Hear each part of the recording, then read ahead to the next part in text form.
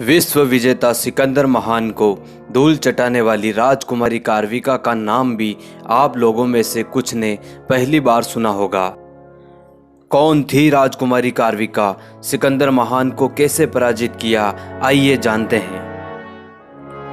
भारतीय इतिहास के पन्नों को पलटा जाए तो कई ऐसी वीरांगनाओं के नाम आते हैं जिन्होंने देश की आन बान और शान के लिए अपने प्राण तक न्यौछावर कर दिए। इतिहास में जब भी वीरांगनाओं की बात होती है, झांसी की रानी लक्ष्मीबाई का नाम सबसे पहले लिया जाता है।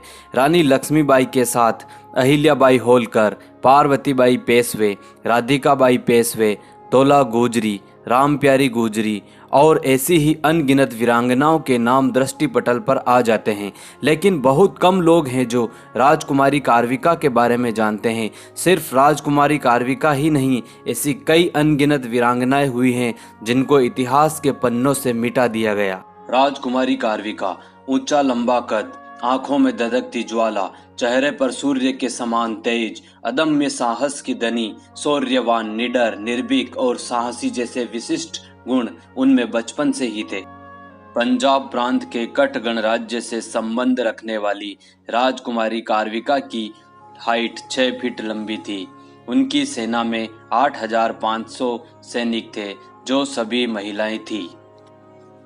वैसे तो सिकंदर को महान कहा जाता है, लेकिन राजकुमारी कार्विका और सिकंदर के बीच हुए 3 युद्धों का जिक्र किया जाए तो दूध का दूध और पानी का पानी हो जाएगा।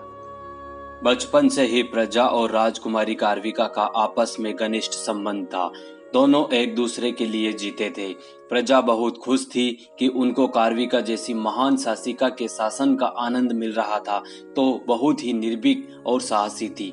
संपूर्ण विश्व पर जीत और शासन का सपना देख रहे सिकंदर का सामना जब इस वीरांगना से हुआ तो उसके पैरों तले जमीन खिसक गई।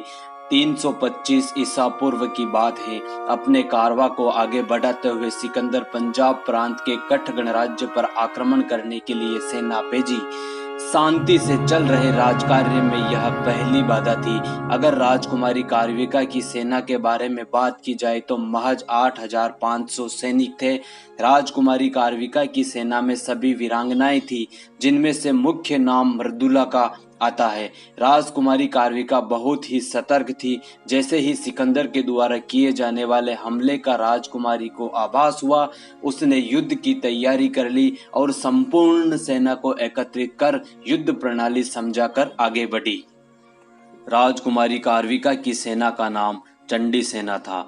राजकुमारी कार्विका का वैसे इतिहास में ज्यादा उल्लेख तो नहीं मिलता है, मगर प्राप्त प्रमाणों के आधार पर चंडी सेना में 1500 घुड़सवार वीरांगना, पारंपरिक हथियारों वाली 3,500 वीरांगनाएं, पैदल, हाथों में तीर, कमान और डाल लेकर चलने वाली वीरांगनाओं की संख्या भी लगभग 3,500 के करीब थी।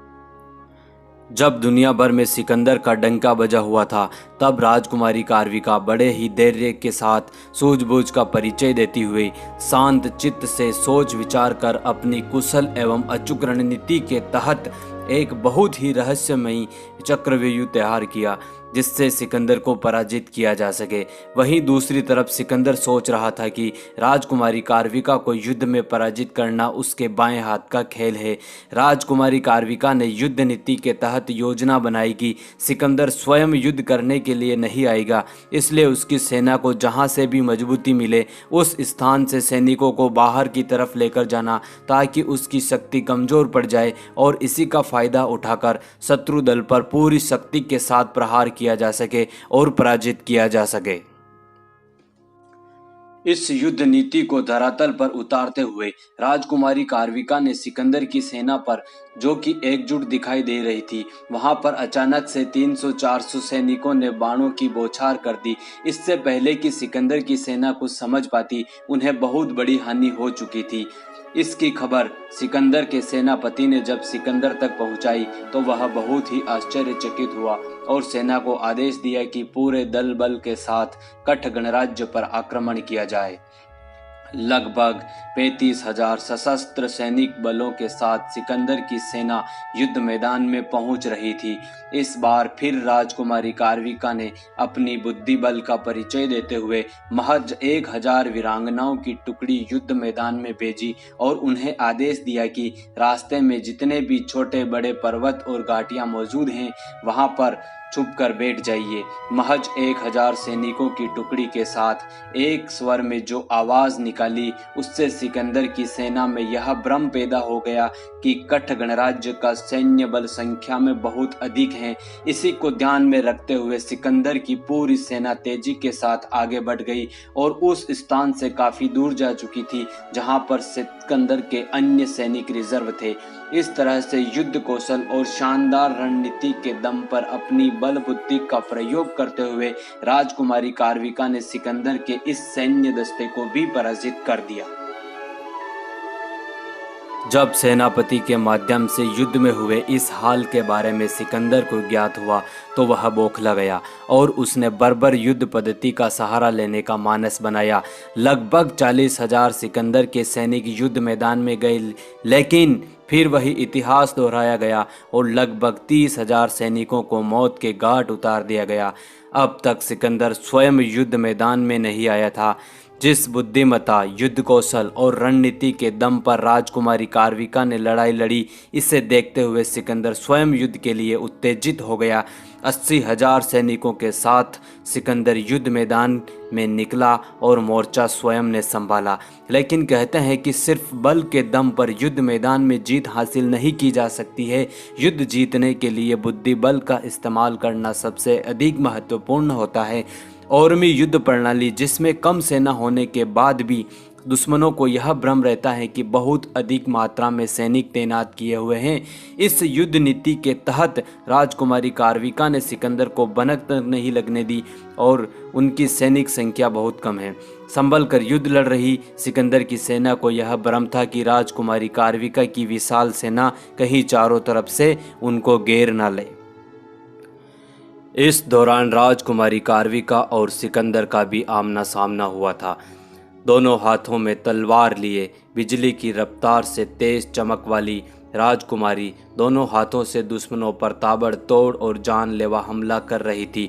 उनकी तलवार के बीच में आने वाला चाहे सैनिक हो चाहे अश्व, सभी मृत्यु को प्राप्त हो रहे थे।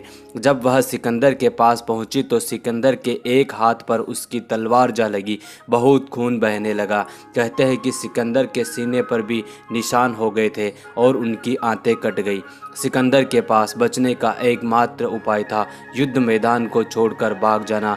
अपने प्राणों की रक्षा के लिए सिकंदर ने किया भी ऐसा ही। वह सिंध से भी दूर तक अपनी बची हुई सेना के साथ भाग निकला। 2 लाख की विशाल सेना के साथ भारत आए सिकंदर के पास महज 40,000 सैनिक बचे।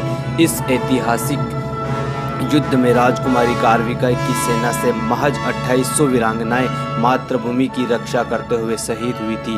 साथ ही सिकंदर की सेना के कुछ सेनापति राजकुमारी कार्विका की गिरफ्त में आ चुके थे, जिन्हें दंड देते हुए जुर्माना वसूला और सिकंदर ने कठ गणराज्य पर भविष्य में कभी भी हमला नहीं करने का आश्वासन दिया।